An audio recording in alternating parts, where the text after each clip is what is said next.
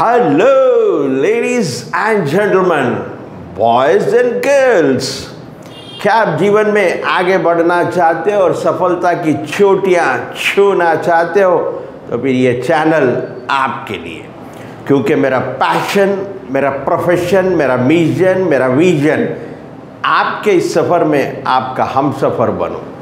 इसीलिए आपको चाहिए कि मेरे वीडियोस को ध्यान से देखिए, ध्यान से सुनिए और अपने जीवन में आप भी और मैं भी इससे अप्लाई करेंगे, so that together we can make this world a better place to live. तो शुरू करता हूँ आज का ये वीडियो। बहुत ही इम्पोर्टेंट पावरफुल टॉपिक है। ध्यान से आज का वीडियो देखिए, सुनिए। और टॉपिक का नाम है, जो भी होता है अच्छे के लिए ही होता है। एनएलपी में एक बहुत पावरफुल बिलीव दिया गया है, जिसे प्री सपोजिशन कहते हैं। What ever happen for a purpose. इसे आपको चाहिए कि अपना बिलीव बनाएं। क्या है ये believe? What ever happen for a purpose. जो कुछ भी होता है एक पर्पस के लिए होता है। और जैसा कि आज टॉपिक देख रहे हैं, जो भी होता है अच्छे के लिए ही होता है, ये आपका एक बिलीव बनना चाहिए। जब ये आपका बिलीव बनेगा, याद रखिए, बिलीव से थॉट बनता है, थॉट से आप एक्शन लेते हो और वही एक्शन से आपको मिलते हैं रिजल्ट्स। यानी अगर ऐसा बिलीव अगर आपके पास नहीं होगा, और एक चीज़ एनएलपी कहता है कि event has no meaning, we give meaning to the event. इसका मतलब यह है, हमारे जीवन में एक चीज़ तो लगातार होती रहती है, वो है इवेंट। आपके घर में कोई फंक्शन हुआ, इवेंट। आपके घर में कोई बच्चा जन्म दिया, वो इवेंट। आपके घर में कोई बीमार हुआ, वो एक इवेंट। आज आप ये वीडियो देख रहे हैं, ये एक इवेंट है। हर वक्त हम इवेंट से गुजरते हैं और इवेंट का कोई मीनिंग नहीं होता, हम उसे मीनिंग देते हैं। अगर हम पॉजिटिव मीनिंग देंगे किसी भी इवेंट को, तो हम रिसोर्सफुल स्टेट में रहेंगे, यानी हम गुड स्टेट में रहेंगे, पॉजिटिव स्टेट में रहेंगे। अगर हम रिसोर्सफुल स्टेट में रहते हुए कोई काम, कोई एक्शन लेंगे, तो उसका रिजल्ट भी पॉजिटिव होगा। उसे हमें डिज़ायर्ड रिजल्ट मिलेंगे, हम जो चाहते हैं वैसे रिजल्ट्स मिलेंगे। अगर हम इवेंट को नेगेटिव मीनिंग देते हैं, तो हम अनरिसोर्सफुल स्टेट में चले जाते हैं, यानी नेगेटिव स्टेट में चले जाते हैं। फिर वो स्टेट में रहते हुए कोई एक्शन लेंगे तो रिजल्ट्स भी नेगेटिव आएंगे। तो इसलिए ये एनएलपी के दो चीज़ें हमेशा याद रखिए। Event has no meaning, we give meaning to the event. और दूसरा, whatever happen for a purpose. ये इसको अपना एक स्ट्रॉन्ग बिलीव बनाइए, क्योंकि जब एक इवेंट होता है, आपके इच्छा अनुसार वो इवेंट होता है, आप जो चाहते हैं वो होता है, तो आप बहुत खुश हो जाते हैं। लेकिन जो इवेंट हुआ वो आपके इच्छा अनुसार नहीं है, क्वाइट अपोजिट है। जो आप नहीं चाहते वो हो गए, वो इवेंट हुआ, तो आप नेगेटिव स्टेट में चले जाते हैं, अनरिसोर्सफुल स्टेट में चले जाते हैं। तो यहाँ पर एक और बिलीव बनाना होगा कि जब कोई चीज़, कोई इवेंट आपके इच्छा अनुसार नहीं होता, तो वहाँ पर किसके इच्छा से हो रहा हो, आपका ये बिलीव होना चाहिए कि वो ऊपर वाले की इच्छा वहाँ पर चल रही है। जब आपकी इच्छा नहीं चल रही है, तो वो इच्छा, वो ऊपर वाले की इच्छा से कुछ अलग हुआ। तो जब ऊपर वाला अपनी इच्छा से कुछ अलग करता है, तो आपको समझना चाहिए ऊपर वाला जो भी करता है अच्छे के लिए ही करता है। तो यही होता है। आज फिर टॉपिक पे आ जाते हैं, वही एक्चुअली में वो समझना है जो भी होता है अच्छे के लिए ही होता है। ये आपका बिलीव, एक स्ट्रॉन्ग बिलीव होना चाहिए। तो आज इसे हम रियल एग्जाम्पल से, रियल जो लोगों ने लाइफ में एक्सपीरियंस किया उससे हम समझने की कोशिश करेंगे इवेंट को, और जो भी होता है अच्छे के लिए होता है। सब में पहले एग्जाम्पल क्लार्क का देना चाहूँगा। एक क्लार्क नामी एक फार्मर था, किसान, जिसकी बचपन से ही एक ख्वाहिश थी कि बहुत बड़े शिप में दुनिया का सफ़र करूं, दुनिया का शिप में जाकर दुनिया को देखूं।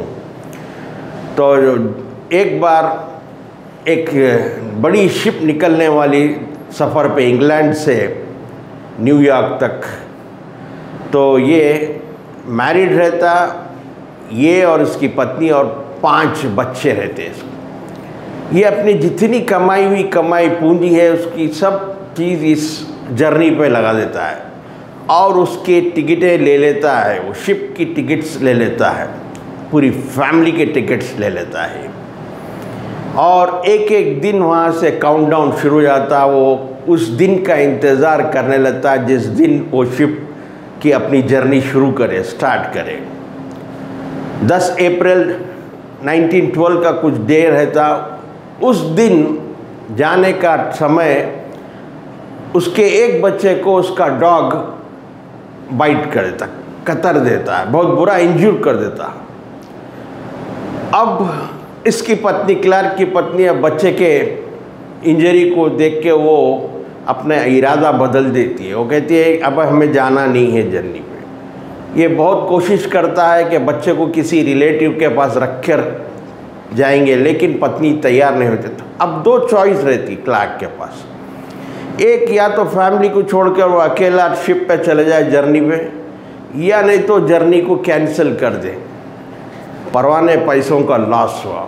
तो वो सेकंड चॉइस चूज़ करता है। वो भला ही टिकट के पैसे लॉस हो चुके, वो अपने फैमिली के साथ घर पर रह जाता है।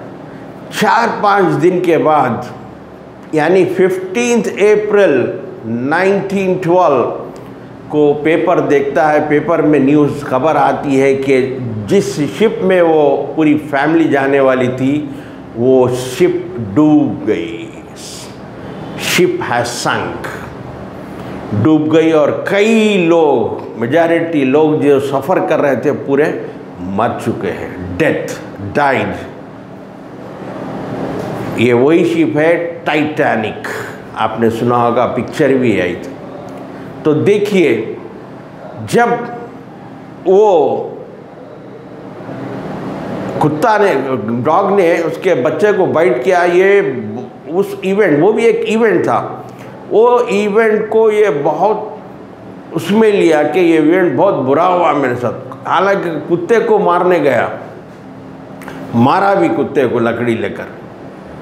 फिर जब ये पता चला कि शिप डूब कर गया तो कुत्ते को गले लगाने लगा। तो ये होता है, यानी जो हुआ उसके साथ, जो उसकी जर्नी कैंसिल हुई, उसके अच्छे के लिए हुई। अगर वो फैमिली चले जाती जर्नी के, अगर वो कुत्ता बाइट नहीं करता बच्चे को, तो शायद ये लोग भी इस दुनिया से ही चले जाते। तो ये एक एग्ज़ाम्पल था।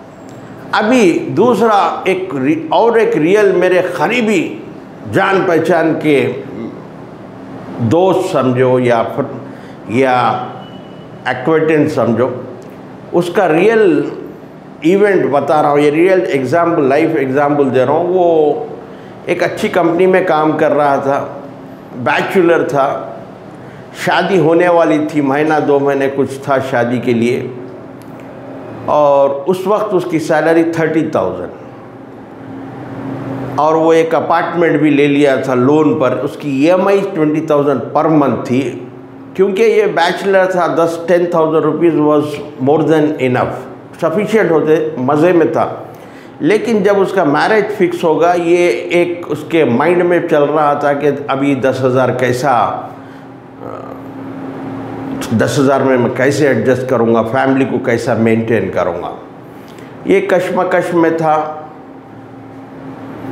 उस कश्मकश में था ही कि अचानक उसकी नौकरी चले जाती है। जो 30,000 कमा रहा था, अब तक तो 30,000 में ये सफिशेंट होता या नहीं होता, मंथली एक्सपेंस के सोच रहा, लेकिन अब तो पूरे को चलेगा। अभी ये क्या किया, और ये रियल स्टोरी है, अब ये क्या किया, फिर हिम्मत रखते हुए दोबारा दूसरे कंपनी को ट्राई करते हुए कुछ अपने आप को प्रिपेयर किया इंटरव्यूज़ के लिए, जाकर कुछ और कंपनीज़ में इंटरव्यूज़ दिया, जिसमें से एक कंपनी ने इसे सेलेक्ट कर लिया और अपॉइंटमेंट ऑर्डर दिए और सैलरी फिक्स हुई 45,000 पर मंथ। देखिए 30,000 के लिए परेशान था, जॉब चले गया, इस इवेंट से परेशान था, लेकिन देखिए आज टॉपिक को यहाँ पर अप्लाई कीजिए। जो भी होता है अच्छे के लिए।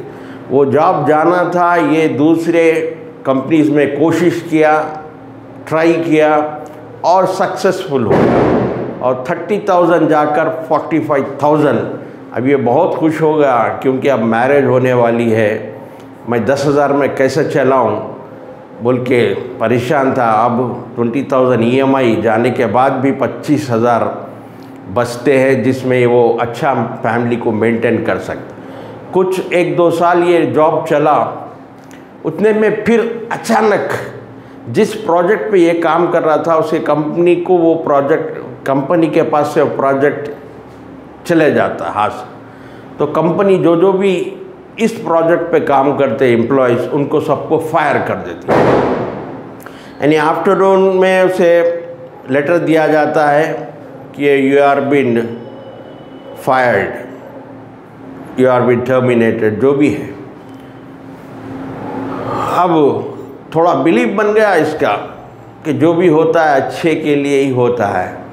तो जैसा ही आफ्टरनून में लेटर मिला, 2-3 घंटे के बाद उसके एक फ्रेंड का कॉल आता है, कहता है कि एक अपॉर्चुनिटी है, बहुत अच्छी पैकेज दे रहे वो लोग, उसके लिए कोई अगर आपके फ्रेंड्स या सर्कल में कोई है तो बोलिए। तो बड़ा खुश हो जाता है, चलो जो भी होता है अच्छे के लिए।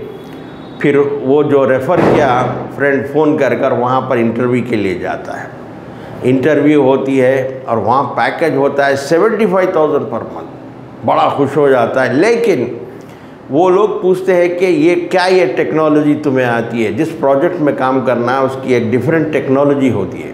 तो कहता है ये टेक्नोलॉजी भी तो मैंने काम नहीं किया, तो वो इसे रिजेक्ट कर देते हैं। बड़ा ही अफसोस होता। फिर और एक इंटरव्यू को जाता डिफरेंट कंपनी में, वहाँ पर भी अनफॉर्चुनेटली वो लोग भी इसी टेक्नोलॉजी का एक्सपीरियंस वाले को ढूंढते रहते। वो लोग भी यही पूछते कि क्या ये टेक्नोलॉजी आपको आती है, क्योंकि इन्हें टेक्नोलॉजी नहीं आती है। वहाँ भी यही जवाब देता है कि मैंने टेक्नोलॉजी पे काम नहीं किया, तो वो लोग भी इसे नहीं लेते हैं।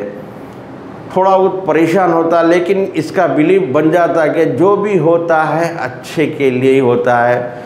तो वो टेक्नोलॉजी को लेकर वो अपने कंप्यूटर खोलता है, लैपटॉप खोलता है, उस पर चेक करता है और उसे सीखने की कोशिश करता है, और सिर्फ 1.5 वीक में वो उस टेक्नोलॉजी का अच्छा जानकार बन जाता है। फिर एक कंपनी में जाता है, क्योंकि इसे पता चल जाता है कि आजकल कंपनी में ये टेक्नोलॉजी का डिमांड है। जाके अटेंड करता है इंटरव्यू, और उसी टेक्नोलॉजी में उन लोग को नीड होती है, वैकेंसी रहती है, और इसे सेलेक्ट कर लेते हैं और पैकेज मिलता है 1 लाख रुपीज़ पर मंथ। देखिए कहाँ 30,000 और कहाँ 1 लाख पर मंथ। और यहाँ पर 2-3 इवेंट्स हुए, तो इवेंट को हम जो मीनिंग देते हैं वही हम बन जाते। अगर हम इवेंट को अगर अच्छा पॉजिटिव मीनिंग देंगे तो पॉजिटिव मीनिंग, यानी जो भी हो, ये मीनिंग, ये बिलीव होना आपके साथ, जो भी होता है अच्छे के लिए। अगर ये एक स्ट्रॉन्ग बिलीफ है आपका, तो आप डिप्रेशन में, आप नेगेटिव थॉट्स में, आप अनरिसोर्सफुल स्टेट में नहीं जाओगे, आप तभी भी रिसोर्सफुल स्टेट में रहोगे। जब आप एक पॉजिटिव स्टेट में रहोगे तो जब आप कुछ उसके लिए एक्शन लोगे तो उस एक्शन में आप सक्सेसफुल होते हैं। इसीलिए जितने भी व्यूअर्स आज देख रहे हैं, मैं चाहता हूं कि एनएलपी का जो बिलीफ है, जो भी होता है अच्छे के लिए होता है, इसे अपने जीवन में अप्लाई कीजिए। हमेशा कोई भी इवेंट हो आपके साथ, इस जुमले को याद रखिए, जो भी होता है अच्छे के लिए होता है। तो आपका स्टेट नहीं बदलेगा, आपका मूड नहीं बदलेगा, आपका फॉर्म में बदलाव नहीं आएगा, आप एक रिसोर्सफुल स्टेट में रहोगे। उसके बाद अगर आप जो भी आगे एक्शन लोगे उसमें कामयाब होगे, क्योंकि जो इवेंट नहीं हुआ वो उसमें ऊपर वाले की मर्ज़ी थी। तो जब ऊपर वाले की मर्ज़ी कुछ होती है तो वो आपके लिए कोई अच्छा ही सोचता है। तो आज के लिए बस इतना ही। देखते रहिए, सीखते रहिए, आगे बढ़ते। Keep learning, keep growing until we meet next. Please take care. God bless you and thank you for watching.